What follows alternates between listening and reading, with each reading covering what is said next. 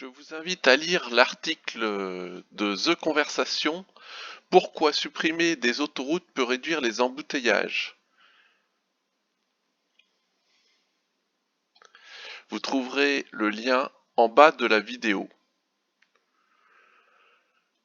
C'est un article fondamental qui est un argumentaire imparable contre le passage de l'A46 Sud à 2x3 voies et contre l'extension du nœud de Manicieux à Saint-Priest, à l'est de Lyon.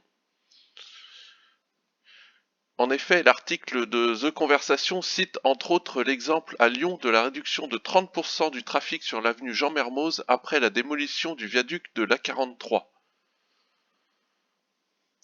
Je cite un extrait de l'article.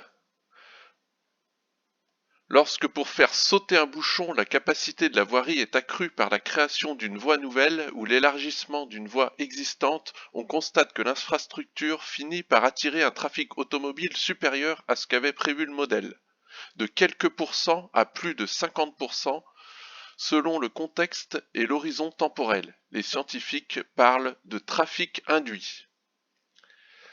À l'inverse, lorsque la capacité de la voirie est réduite par fermeture d'un pont, suppression d'une voie ou réduction du nombre de fils, on constate qu'une partie du trafic disparaît au-delà de ce qu'avait prévu le modèle, dans des proportions similaires au trafic induit.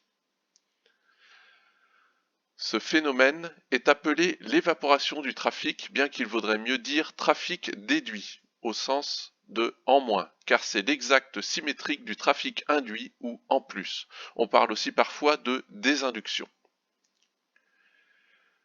Les modèles de trafic peuvent être utiles pour gérer la circulation, mais sont inadaptés à prévoir son évolution quand le contexte change. Des modèles beaucoup plus élaborés, dits LUTI, pour Land Use Transport Integration, peuvent mieux appréhender le sujet. Alors, patatras, le modèle sur lequel repose le dossier de concertation du projet de l'A46 Sud à 2x3 voies est mis à mal par cet article.